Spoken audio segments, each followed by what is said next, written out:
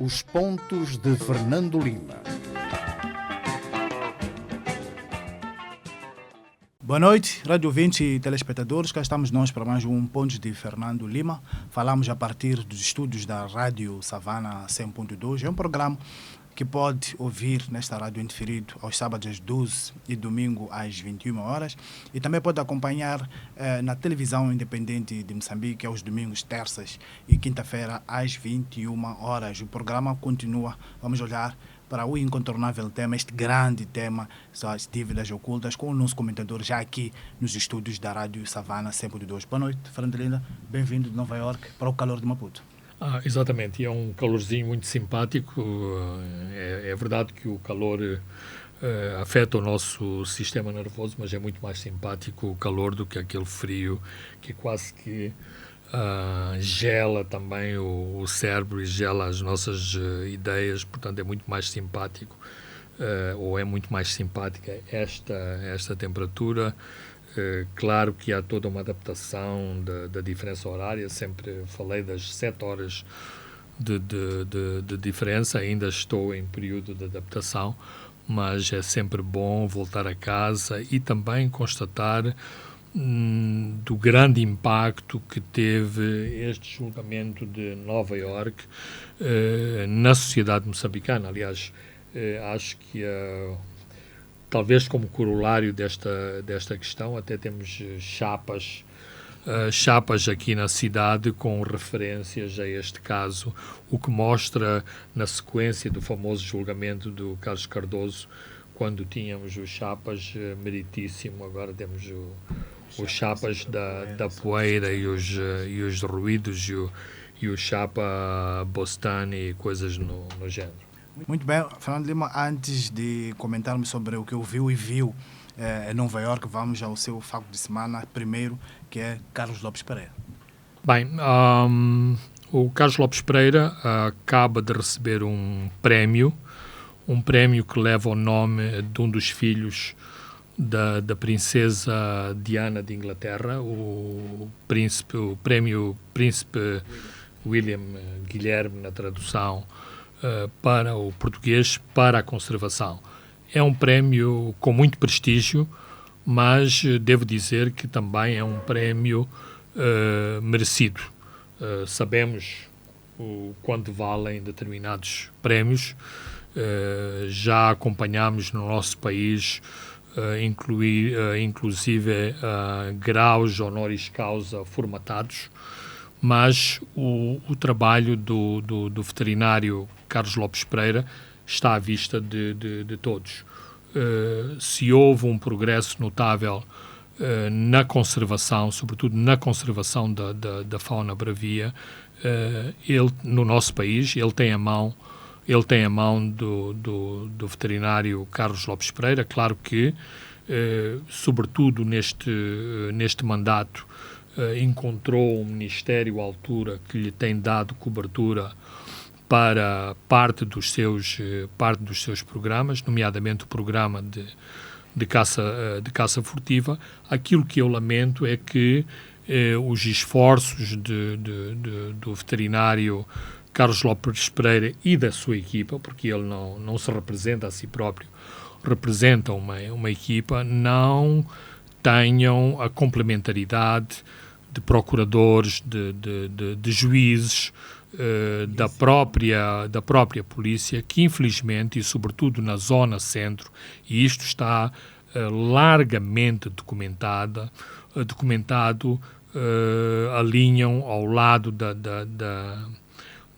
do abate ilegal de madeira, alinham ao lado do abate ilegal de espécies faunísticas e de tráfico de troféus. Portanto, o importante aqui é que ao esforço e dedicação de uma pessoa como Carlos Lopes Pereira corresponda a um esforço coletivo que vai da Procuradoria-Geral da República aos agentes da polícia, que têm também que mostrar cometimento, esforço, dedicação e coragem para combater a caça furtiva, o tráfico dos troféus, o tráfico da madeira, porque sabemos que atrás deste tráfico tem pessoas muito poderosas neste país e que exatamente atuam em contramão contra os esforços da lei e das pessoas que acreditam na lei e que acreditam na legalidade em Moçambique. São 38 anos dedicados à conservação. Antes de ter este papel no combate à caça furtiva, é importante também realçar que todo o programa de repovoamento do Parque Nacional da Gorongosa, ou seja, a aquisição de espécies chaves para o repovoamento da zona de Gorongosa, contou também com o seu apoio e com o seu esforço. Portanto, antes de trabalhar para o Ministério da Terra e do Ambiente, ele esteve a trabalhar para o Parque Nacional da Gorongosa, onde o seu papel é indiscutível. Um outro facto de semana, Fernando Lima, vamos ao novo conceito da Minerva, de aliar a Minerva e o Continental, o café e o livro. Bem, eu acho que a Minerva, estou a dever uma crónica à Minerva. E qual é o ponto? É que eu cresci entre o fim da minha juventude e a minha idade adulta a comprar livros na Minerva. Quando comecei a trabalhar no Jornal Notícias em 1976, eu e o Ricardo Timane, que era outro meu colega de redação, quando recebíamos o ordenado, o primeiro dinheiro que gastávamos do ordenado era comprar livros na Minerva. Portanto, a Minerva faz parte da minha memória.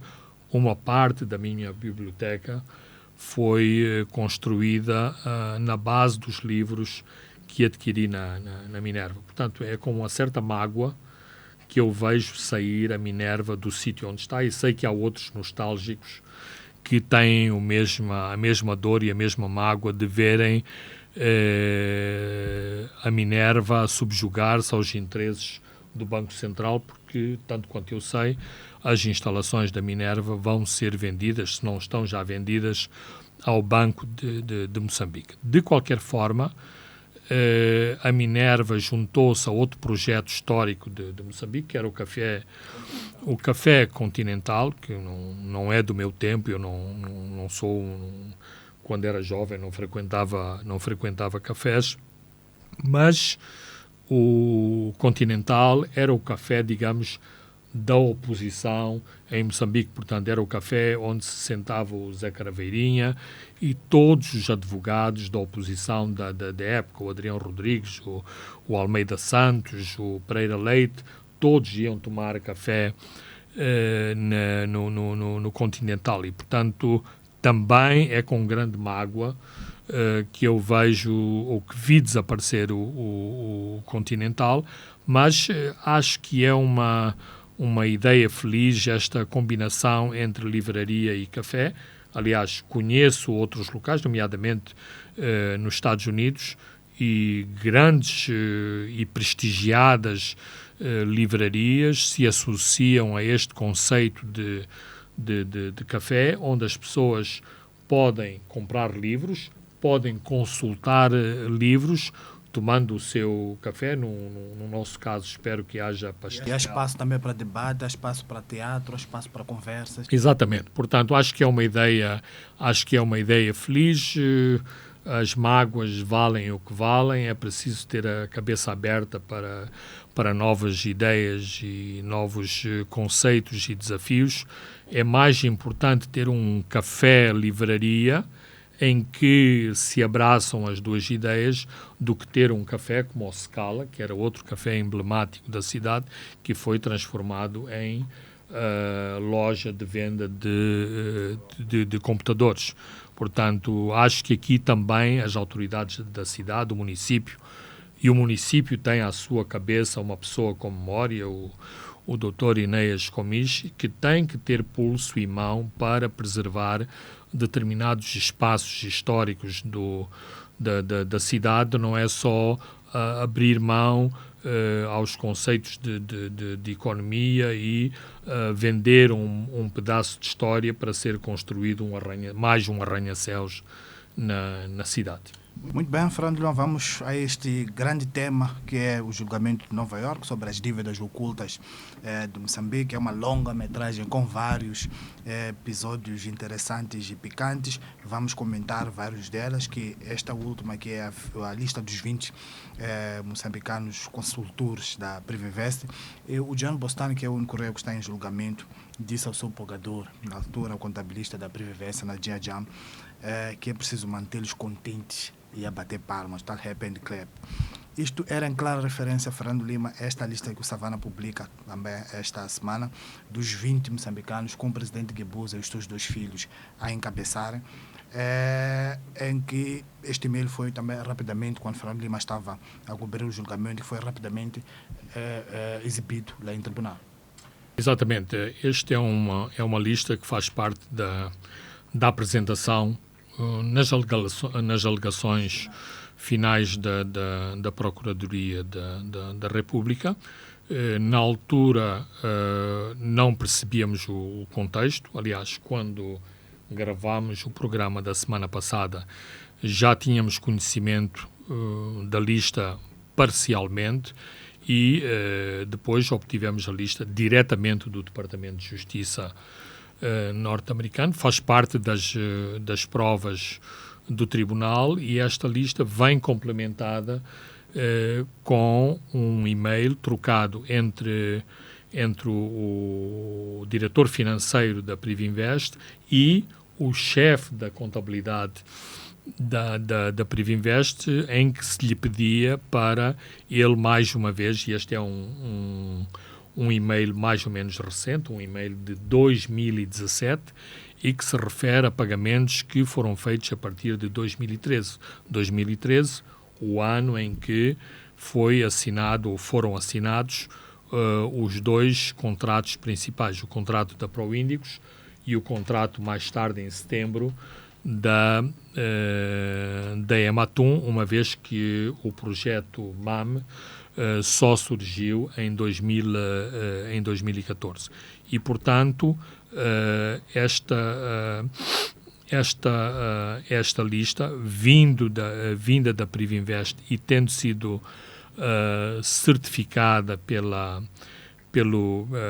FBI, tem, à partida, uma dose indesmentível de credibilidade. Claro que... Mas há um ponto que é preciso um pouco esclarecer. Esta lista, estes nomes coincidem com a lista em que a PGR pediu a quebra de sigilo bancário. E esta mesma lista aparece com o FBI e é exibido em tribunal. O que terá acontecido aqui no meio? Quem forneceu a quem? Pois, esta é uma questão muito, muito interessante e que será importante esclarecer. Ou seja, foi a PGR que forneceu a lista às autoridades americanas ou foi o contrário? A questão de fundo é que, por ordem de um tribunal e de um juiz norte-americano, o FBI pôde interferir nas comunicações da Privinvest e pôde, portanto, obter milhares e milhares de páginas de evidências, desde comunicações de telefone a telefone até comunicações de correio eletrónico. É importante ver, mesmo quando o diretor financeiro da Privinvest, tentando fugir ao servidor da sua empresa e, portanto, tentando fazer as suas comunicações via Google, ou seja, aquilo que nós conhecemos como as contas de Gmail. Ora, o Gmail, o Google, é uma empresa norte-americana. Tem os seus grandes servidores nos Estados Unidos. Sim, o FBI, a partir do momento em que o juiz autoriza a interseção das comunicações, tem margem para atuar quase ilimitada, apesar de nós vermos nos filmes que muitas vezes, inclusivamente, estas interseções passam inclusivamente ao lado das ordens dos juízes.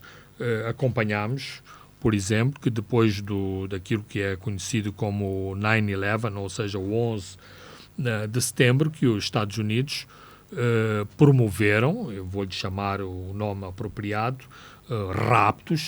raptos internacionais com a cumplicidade internacional de muitos governos, de pessoas suspeitas de estarem envolvidas em redes terroristas e, portanto, raptaram estas pessoas em diversas partes do mundo, incluindo na Europa, Foram julgados. para as transportar para Guantánamo. Algumas delas foram a julgamento, outras permaneceram em Guantánamo e depois de estarem em Guantánamo, inclusivamente, foram devolvidas não aos seus países de origem, porque havia o medo de que estas pessoas fossem executadas nos seus próprios países, mas negociaram com outros países, nomeadamente com Portugal. Estas pessoas é-lhes dada uma nova identidade e recomeçam as suas vidas em países terceiros com novas identidades e novos documentos de identificação. Portanto, isto para dizer que há uma margem importante de credibilidade destas listas e de todos os documentos que foram apresentados no tribunal a partir do momento em que isto foram provas obtidas pela polícia norte-americana. Um segundo elemento também que é importante aferir e referenciar é que a defesa de Jean Boustany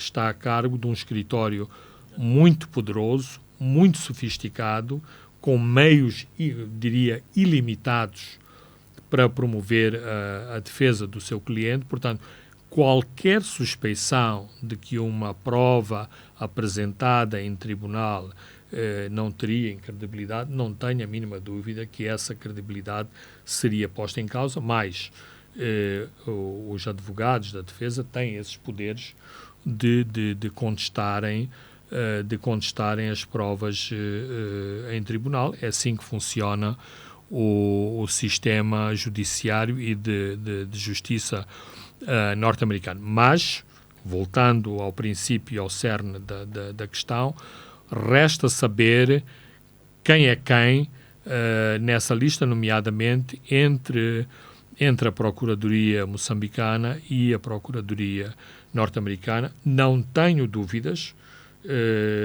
independentemente daquilo que têm sido os pronunciamentos da doutora Beatriz Buchili, que há claramente documentação idêntica na posse das duas procuradorias. Aliás, basta olhar para a acusação feita pela Procuradoria e a acusação feita pela Procuradoria norte-americana para encontrarmos muitos elementos de semelhança. Mas o insuspeito presidente do Tribunal Administrativo, ainda há 15 dias, disse que o caso que tem em mãos relacionado com esta situação das dívidas ocultas só não avança porque há em movimento uma ação, que é claramente o julgamento de Nova Iorque, de que claramente também o Tribunal Administrativo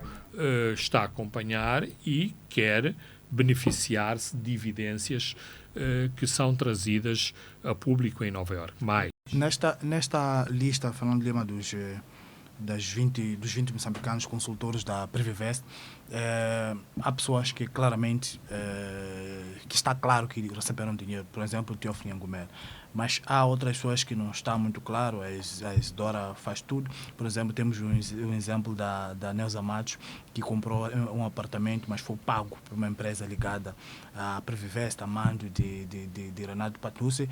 Então, há pessoas que claramente foram pagos, mas há figuras que ainda precisam aprofundar exatamente o que aconteceu.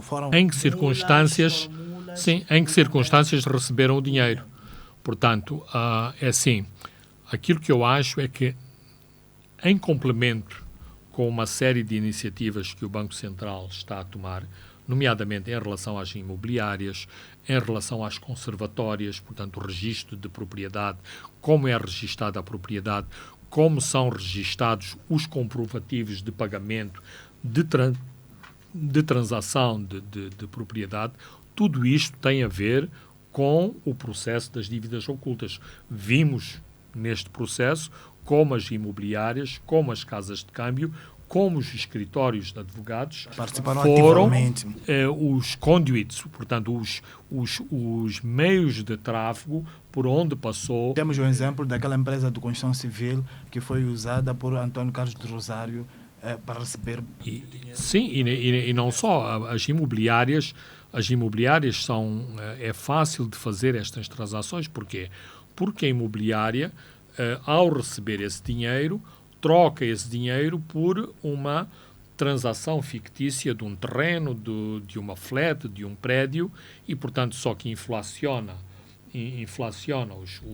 os preços para lavar a importância que está a receber, cobra a sua comissão e depois o dinheiro acaba por ir à pessoa que pediu para fazer essa lavagem. Portanto, isto significa que para os cidadãos honestos, para o cidadão ordinário, que quando for contactado por alguém a pedir para lhe fazer o favor de receber na sua conta uma determinada importância que foge um bocadinho àquelas importâncias dos 1.000 meticais, dos 2.000 meticais, deve ficar exatamente com as antenas no ar, a dizer de onde é que vem este milhão de dólares que estão a pedir na minha conta, porque pode ser que no dia seguinte receba uma chamada da Procuradoria-Geral da República a pedir para vir lá esclarecer. Só que nesta lista há casais e o casamento é de boa-fé.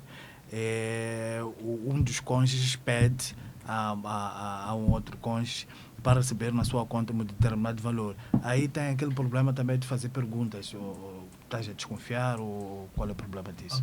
E a pessoa, e há alguém que está detido exatamente por causa disso, que é a esposa, por exemplo, do Sérgio Namborrite. Certo. Por exemplo, no tribunal, eu nunca vi nenhuma comunicação da pessoa que tinha o nome de código de prof de professor, que era o nome que era dado a Renato Matoso. Ora, todas as comunicações de Renato Matoso foram feitas em nome de Guilhermina Langa e de Isidora Faz Tudo. Tudo indica que a senhora Guilhermina Langa é a esposa do Dr. Renato Matoso. Portanto, isto significa, por motivos que desconheço, que o e-mail desta senhora era utilizado para lidar com as questões dos pagamentos e, digamos, em termos gerais, era utilizada para fazer os contactos com a Privinvest e com o Sr. Jean Bostani. Portanto, isto para ir a este pequeno pormenor que até estas comunicações, que em última análise podemos dizer são do foro íntimo das famílias, foram interceptadas pelo FBI e foram trazidas a tribunal para mostrarem evidências das transferências que foram feitas para estas pessoas. Por exemplo, eu não sei porque terá usado o nome de Manuel Jorge o António Carlos do Rosário, mas há muitas comunicações, nomeadamente comunicações sensíveis, comunicações, por exemplo, que tinham a ver com os pagamentos ao ministro Chang, que foram, portanto, feitas a partir do endereço de correio eletrónico em nome de Manuel Jorge. Ora, aqui em Maputo, inclusivamente, porque as transações para o partido Frelimo envolviam o nome de Manuel Jorge, pensou-se que Manuel Jorge seriam os primeiros nomes do administrador da HCB, Manuel Jorge Tomé. Ora, Manuel Jorge, foi explicado em tribunal, é António Carlos do Rosário, diretor de inteligência económica no CIS. E segunda-feira é o dia D, que é 2 de dezembro. A decisão será tomada. Fernando Lima, pode explicar com algum detalhe aos nossos ouvintes, telespectadores, como é que vai funcionar, como é que funciona este júri de 12 membros efetivos para tomar esta decisão de culpado ou não culpado? Bem, o sistema anglo-saxónico, que é o sistema de justiça norte-americano, tem este sistema de júri. Júri, neste caso, é um júri federal, mas podia ser um grande júri, portanto, um júri ainda com mais poderes do que este júri. Isto vem deste princípio fundamental que vem da Magna Carta da Inglaterra, portanto, do século XIII, em que os cidadãos, os membros de uma comunidade, devem ser julgados pelos seus concidadãos, portanto, por pessoas da sua comunidade. Portanto, o júri, em última análise, representa este princípio. Não é uma espécie do que nós fizemos aqui nos tempos da Revolução, em que havia aqueles julgamentos populares, em que... De certo modo, embora grosseiramente, mas há semelhanças. Portanto, a ideia é, há um juiz que é também grosseiramente, podemos dizer, é o dono do tribunal, é a pessoa que toma as decisões e que gere todos os procedimentos em tribunal, mas, no fim do dia, o juiz também obedece àquilo que são as determinações dos jurados, ou seja, o juiz, no fim do julgamento, disse aos jurados que ele estava convicto que foi mostrada prova suficiente em tribunal para incriminar aquela pessoa. Citou, inclusivamente, várias leis moçambicanas para dizer este senhor incorreu nestes crimes. Mas vocês, a que têm que deliberar, estejam à vontade, tomem o tempo que vocês quiserem, peçam a documentação que vocês quiserem e deliberem. Foi aí que pediram todos os contratos das 3 empresas, as garantias, todas aquelas comunicações para poderem tomar a decisão. E é possível que no dia 2 de dezembro não tomem decisões, peçam o prolongamento do prazo e as decisões têm que ser unânimes. Exatamente. Este é o outro princípio fundamental da forma como o júri decide. O júri tem que discutir até ser unânime. Ou seja, se quisermos utilizar uma expressão moçambicana, isto é como na Frelimo se falava do princípio de crítica e autocrítica, que os camaradas, no fim das suas discussões, têm que sair mais firmes, mais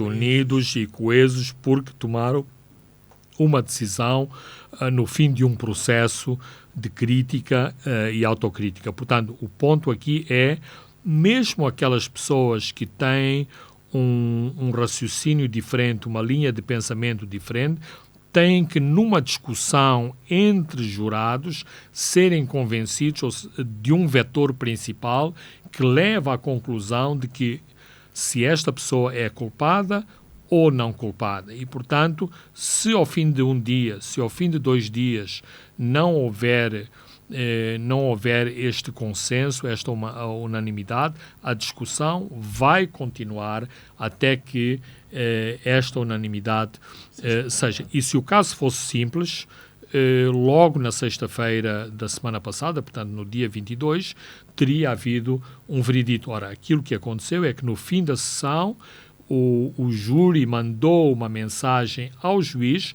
reunido em plenária com a defesa e com o Ministério Público, tomando conhecimento de que os jurados precisavam de pelo menos mais 24 horas para decidir. Aí entra de novo em ação o juiz que diz, muito bem, esta próxima semana é uma semana de festa nos Estados Unidos, o feriado, o grande feriado do Dia da Ação de Graças. Vamos reunir o tribunal no dia 2. Portanto, na madrugada de segunda para terça-feira, saberemos em Maputo se houve um veredito ou se o júri precisa de mais tempo para deliberar.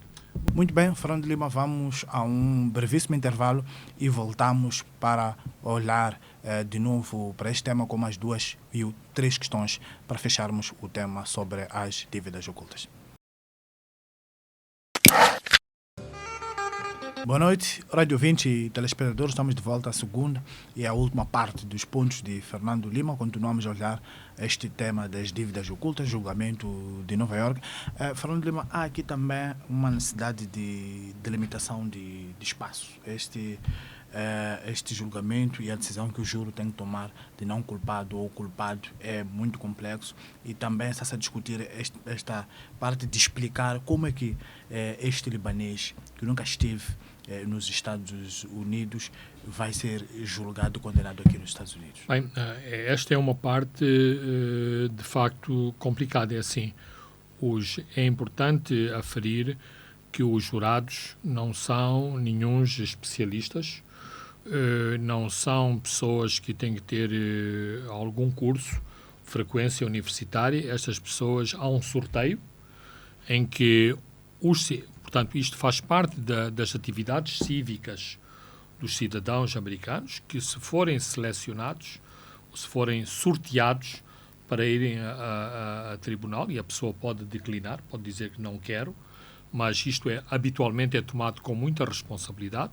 Depois, as pessoas são entrevistadas pela defesa e pelo Ministério Público e depois são o que significa que tem de haver consenso entre as partes para a seleção de uma determinada figura. Mas a pessoa é a pessoa mais comum. Pode ser o senhor que faz a limpeza da cidade, até pode ser um médico cardiologista.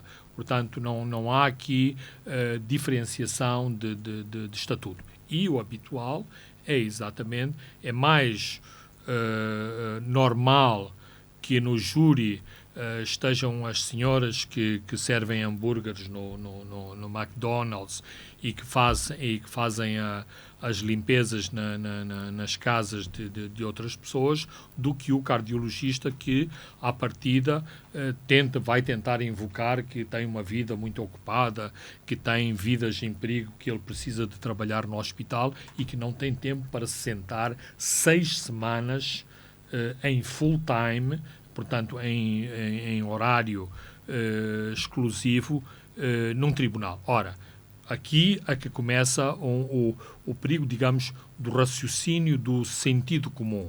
O sentido comum é para dizer, e é importante também referir, que a sociedade americana é muito provinciana, ou seja, tudo o que está fora dos Estados Unidos ultrapassa, digamos, o raciocínio mediano do americano, ou seja, onde é que fica Moçambique, onde é que fica Andorra ou Lesoto, isso é uma coisa complicada. Então, o raciocínio mediano do jurado é por que carga d'água temos um senhor que vem do Líbano, que nunca esteve nos Estados Unidos, que disse aqui reiteradamente que nunca pensou nos Estados Unidos, nunca pensou que os dólares tinham alguma implicação com os Estados Unidos, que também reiteradamente ouvimos aqui nomes de pessoas que são de Moçambique e transferências que foram feitas para esse país chamado Moçambique, para essas pessoas desse país chamados moçambicanos. O que nós temos a ver com este libanês e com esse país Moçambique? E isto pode ser um argumento de peso. E, aliás, a defesa julgou neste argumento. Este senhor não tem nada a ver com isto. Este julgamento é como se tivéssemos que ter transportado a África do Sul e fazer a África do Sul circular na ponte de Brooklyn, que é a ponte que liga o bairro de Brooklyn à zona de Nova York que se chama Manhattan. Portanto, é uma ponte muito emblemática e muito histórica, mas foi esse o argumento que a defesa usou. E aqui entram todos aqueles argumentos dos filmes, o advogado é simpático, é brincalhão, conta histórias, impressiona o júri. Estas coisas têm peso. E a defesa usou isto de forma inteligente e isto podem ser argumentos de peso. Não temos nada... Ou seja, é verdade que o senhor é um vilão, é verdade que esta pessoa não é um inocente, mas nós não queremos saber deste indivíduo. Já basta o dinheiro dos impostos dos americanos estarem a pagar por sentarmos este senhor aqui no tribunal durante 6 Então, semanas. este é um argumento forte, por exemplo, para haver a possibilidade de Gian Bostane ser considerado não culpado. E ligando a isso, qual é que seria o impacto aqui em Moçambique, a possibilidade de Gian Bostane ser considerado não culpado? Era uma espécie de saírem vencedores todas estas fogueiras ligadas às dívidas ocultas moçambicanas? Eu acho. Digamos que seria uma vitória de Pirro.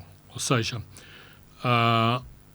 dadas as evidências de Nova Iorque, dadas as evidências de Maputo, como eu disse anteriormente, nada será como dantes. Ou seja, duvido que alguma vez mais o senhor Bostane possa pisar solo moçambicano, porque até os seus amigos, até aqueles a quem ele transferiu milhões, vão dizer: nunca vi esse senhor, nem conheço quem é o tal de João Bostane. Então, este fenómeno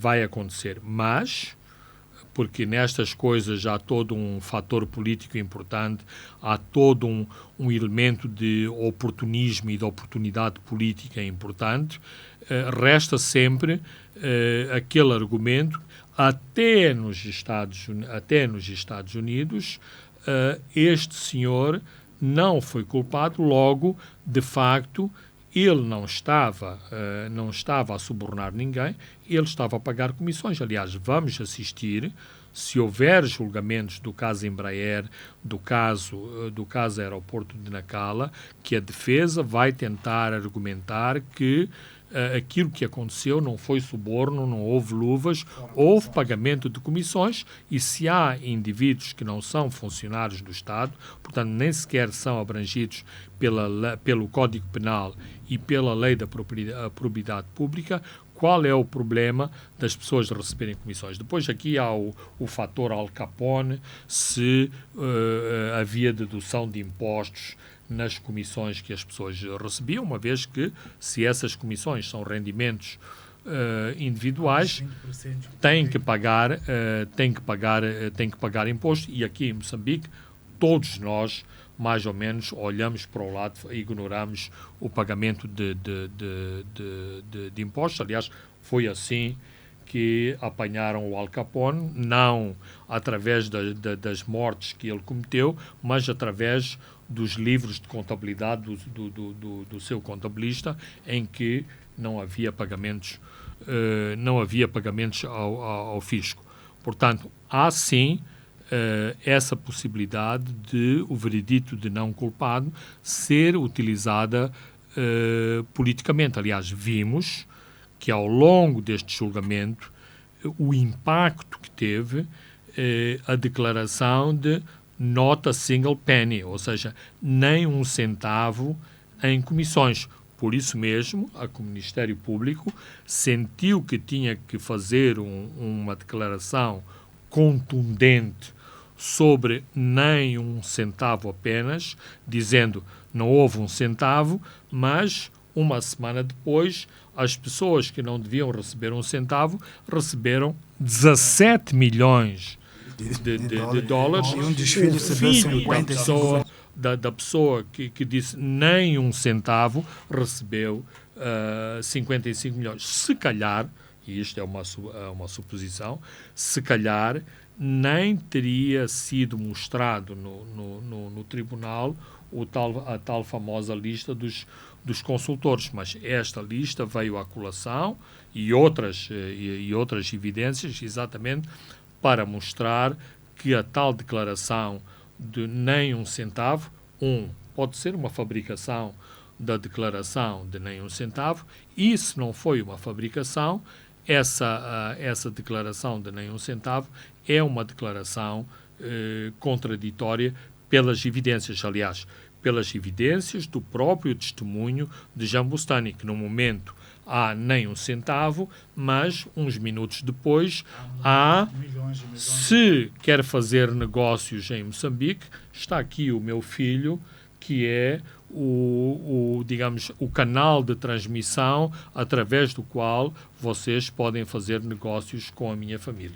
Vamos fechar esse tema com uns últimos comentários. O MPDC, que é a Sociedade Gestora do Porto de Maputo, reagiu e retirou plena confiança ao seu diretor executivo, Osório Lucas, que foi citado por Jean Bustani como tendo recebido dinheiro da Previvest a pedido da sua irmã, que é a antiga ministra da Economia e Finanças, mas na altura era diretora nacional do Tesouro, a senhora Exaltina Lucas. Fernando Lima, foi importante este posicionamento do MPDC e acha que os outros citados deviam seguir o mesmo caminho, posicionarem-se, por exemplo? Eu acho que sim. Primeiro é importante para clarificar o papel ou as dúvidas que possam ter suscitado a menção do nome de Osório Lucas. E acho legítimo e acho natural que todas as pessoas e instituições que acharem que a narrativa não corresponde à realidade, que venham a público e que sejam perentórios e claros nessa sua justificação. Eu não falei com a senhora Neusa Matos sobre o assunto, mas é corrente, e esta narrativa não foi desmentida, de que a sua conta bancária foi utilizada para transferências da Privinvest, não decorrentes de pagamentos de que ela seja beneficiária direta, mas para que correspondem a uma transação imobiliária feita pelo Sr. Renato Matus. Esta narrativa não foi contrariada. Aparentemente é esta narrativa e este depoimento que está na Procuradoria-Geral da República e que, de algum modo, explica a razão da senhora não estar em situação de detenção preventiva neste momento. Porque exatamente esta lista significa isso mesmo. O FBI seguiu o trajeto do dinheiro, não está a dizer que estas pessoas trabalhavam para a Privinvest. Portanto, eventualmente, são só pessoas em que dinheiro, em última análise, podemos dizer, dinheiro sujo da Privinvest, foi canalizado para as suas contas. E neste grupo também deve entrar o presidente da República, ou basta a explicação que deu à Procuradoria-Geral da República quando foi ouvido pelo procurador Alberto Paulo? Bem, nós não conhecemos o testemunho do Presidente da República à Procuradoria da República. Sabemos também que o antigo Presidente também foi chamado à Procuradoria da República. Infelizmente não temos esses conhecimentos. Era importante que houvesse um esclarecimento mais, ou seja, que houvesse maior clarificação sobre esta questão, porque aqui a questão nem é tão complicada. Há aspectos legais que podem ser debatidos, nomeadamente os financiamentos aos partidos políticos, os financiamentos a partir do exterior, se são lícitos, se há lícitos, ou se é lícito, ou se há um ilícito que foi cometido, mas depois há as questões de natureza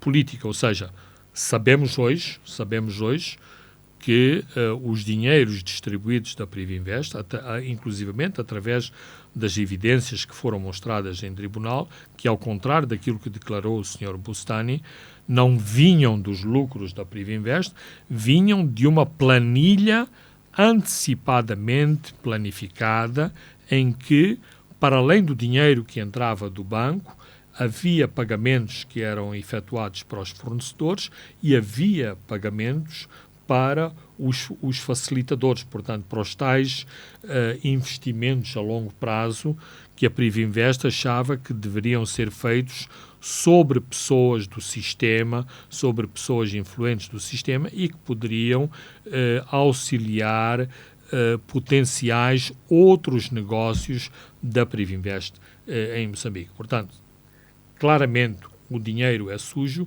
claramente o dinheiro sujo da Privinvest foi utilizado para financiar uma campanha política de quem? Do Partido Frelimo, da eleição do presidente Nyusi. Vamos a um outro tema, são temas, 2 ou 3 temas rápidos para fecharmos o programa. Vamos comentar o facto de deputados da Renamo estarem a ser acusados de financiar o Nhongo, e o Nhongo também confirmou estar a ser alvo de uma caçada militar por parte das forças governamentais, isso na sequência de uma ordem presidencial para perseguir pessoas que estavam, a quem são atribuídos vários ataques armados na zona centro. Fernando Lima, tentar desarmar a força não é uma estratégia que no passado se mostrou pouco produtivo. O diálogo não seria o melhor caminho? Até o próprio Nhongo já se mostrou disponível a dialogar a forma como deve ser colocado nos DDRs. Em princípio, esse tipo de argumentação parece-me a argumentação correta, mas eu posso utilizar um contra-argumento perverso. E se tivermos um homicida por tendência que mata dia sim, dia não, também devemos dialogar com o homicida e não tentar deter o homicida porque mata pessoas dia sim, dia não. Ou seja, a questão depende sempre se os fatores de ordem política se sobrepõem a outros fatores, nomeadamente os fatores de legitimidade democrática e de legitimidade de ordem de Estado de Direito. Significa o seguinte: por detrás das pessoas que morrem no Inshop e em Gondola e da destruição de propriedade no Inshop e em Gondola, existem motivos que se sobrepõem ao crime de destruição de propriedade, de homicídio qualificado, e, portanto, se isto deve ser enquadrado noutros elementos. Aqui partimos para outro tipo de argumentação. Será que a Renamo fez todo o seu trabalho de casa e tenha apagado os seus próprios fogos internos e, portanto, fazendo que o Sr. Nhongo se conformasse com um determinado princípio que foi estabelecido, ou se, portanto, isto resvalou para outra esfera, nomeadamente para a esfera da responsabilidade do Estado, em que o Estado tem que assumir a responsabilidade de manter a lei e a lei e a ordem. E quem tem a responsabilidade de manter a lei e a ordem tem que colocar nos pratos da balança todas estas questões, os elementos de caráter político e os elementos de natureza estritamente legal, nomeadamente, e enfrentando o boi pelos chifres. O senhor Nhongo representa-se a si próprio e representa meia dúzia de pessoas, ou representa Chibabava, representa o centro de Moçambique, representa um eleitorado importante no seio da Renamo? Se a resposta for sim, terá que haver um determinado tipo de ação. Se a resposta for eles representam-se a si próprios e a sua eliminação não traz outro tipo de problemas, bem, aí a solução terá que ser diferente. Coloquemos a questão noutro paralelo. Sempre se advogou que, num determinado momento, estava muito forte o argumento Jonas Savimbi para a eliminação de Afonso Dhlakama. Ou seja, eliminou-se Savimbi, enfraqueceu-se a UNITA imediatamente aceitou discutir com o governo. E esta questão em Moçambique não foi pacífica, porque outros setores, no seio da própria Frelimo, acharam que Moçambique não era Angola, que a Renamo não era a UNITA e que Afonso Dhlakama não era Jonas Savimbi. Eventualmente, isto terá salvado a vida de Afonso Dhlakama, não obstante sabermos do que aconteceu em Zipinga. Zipinga não era uma emboscada para dar um aviso. Afonso Dhlakama era mesmo para eliminá-lo. Aliás, o certo é que vários dos seus homens morreram em Amatongas Gondola. Dito isto, e depois desta análise, disto e desta análise depende o futuro de Mariano Nhongo. Ou seja, haverá vida para além de Nhongo, ou se a sua eliminação, com a sua eliminação, extingue-se o fenómeno da rebeldia deste oficial militar da RENAM. Um outro tema é que o Tribunal de Choque decretou caução para os jovens do ND, são 18 e 40 mil meticais por cada cabeça. E eles têm 5 dias para pagar esta caução, para responder ao processo em liberdade. Mas o que acontece é que o ND não tem fundos. É neste tipo de casos, Fernando Lima, onde esses jovens foram detidos por alegadas motivações políticas, que deviam aparecer homens e mulheres da boa vontade, começou-se a dizer, para ajudarem a resolver este tal problema, como fizeram no passado com outros ativistas envolvidos em alguns problemas. Claramente este... Com apoio pro bono. Sim. Este claramente é um problema político e não é por acaso, e já o dissemos aqui, que estes jovens estão na prisão. Ou seja, a ideia é dar-lhes uma lição e passar uma mensagem para outros jovens da província de Gaza, que não tentem seguir as pegadas destes simpatizantes da nova democracia. Esta é a mensagem de fundo. Agora, em termos práticos, o raciocínio cínico é: se temos a sociedade civil a gritar pela sua libertação, a sociedade civil que arranja o dinheiro e pague. A outra questão é: a Procuradoria-Geral da República, há muito tempo que devia ter intervindo nesta situação, ordenar a soltura, aplique-se a lei, mas estes jovens, que devem ser todos primários, ou seja, não têm qualquer condenação anterior, poderiam aguardar julgamento com termo de identidade e residência. Não havia necessidade de os manter presos e manter presos nas condições que nós conhecemos que existem nas nossas cadeias. Também causou alguma inquietação, persecução, a nomeação de um dos elementos deste grupo de G40, foi nomeado pelo Conselho de Ministros para a PCA de uma empresa nacional de parques de ciências e tecnologias.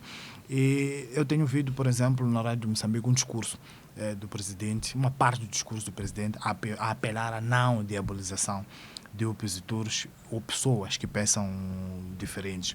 E foi nomeado uma figura que a diaboliza, e os que pensam diferente, muitas vezes com posições delirantes, como, por exemplo, ter encontrado argumentos morais para justificar a morte de figuras que pensam fora da caixa. Fernando Lima, não é contraditório isto, nomear este tipo de figuras. Claro que é contraditório e claro que corresponde a uma lógica que é seguido em todos os quadrantes do mundo, ou seja, é preciso recompensar os nossos boys e claramente aqui os boys já começaram a ser recompensados. O normal é a recompensa às pessoas do partido, às pessoas que gravitam nessa órbita. Neste caso, a questão não é tão simples assim. Trata-se de figuras controversas, de figuras que nem sempre têm posturas democráticas e, portanto, deveria haver outro tipo de ponderação em relação à sua nomeação. Portanto, claramente, a nomeação, a luz verde para a nomeação destas pessoas e, eventualmente, haverá outros boys que estão na rampa de lançamento para serem nomeados. Isto não prestigia quem achou que no seu coração cabem todos e, portanto, e eu interpreto isso literalmente, nesse espírito, também pessoas que têm outros pontos de vista, mas que têm competência e têm mérito, devem merecer confiança para ocupar lugares de responsabilidade na administração pública moçambicana.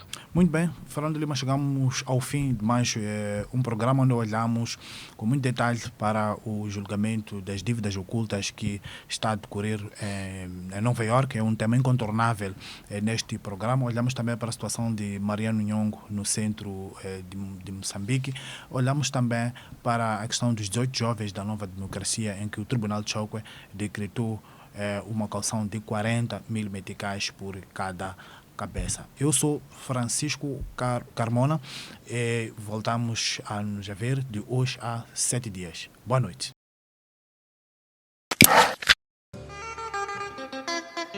Os pontos de Fernando Lima.